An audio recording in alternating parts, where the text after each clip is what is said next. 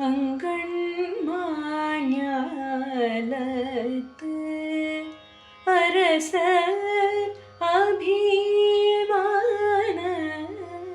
பங்கமாய் வந்து நின் பள்ளி கட்டில் கீழே சங்கம் இரு பார்போல் வந்து தலை பெய்தோ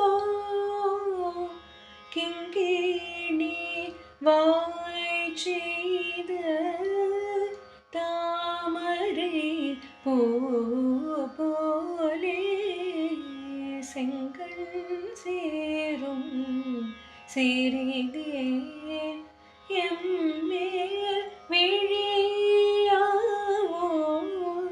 திங்களும் ஆதித்யனும் இழந்தார் போல்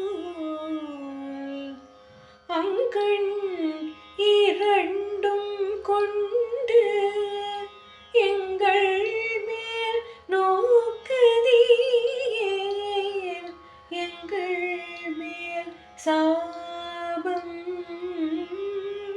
இழந்தேலோரெம்பாவாய் எங்கள் மேல் சாபம்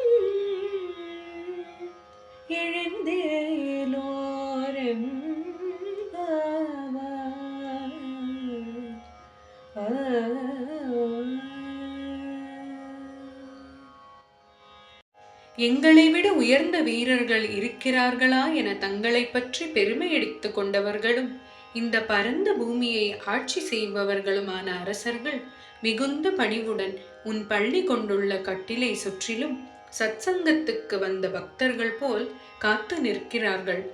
அவர்களைப் போல் நாங்களும் உன் அருகில் நிற்கின்றோம். எங்கள் மீது கிங்கிணி என ஒலிக்கும் சிறுமணியின் வாய் போலவும் தாமரை பூ மெதுவாக மலர்வது போலவும் உன் சிவந்த தாமரை கண்களை சிறுக சிறுக திறந்து விழிக்க மாட்டாயா?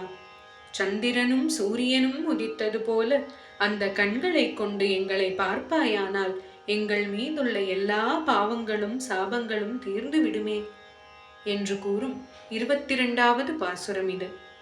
இறைவனின் கடைக்கண் பார்வைப்பட்டால் போதும், சாபங்கள் கருகிப் போகும்.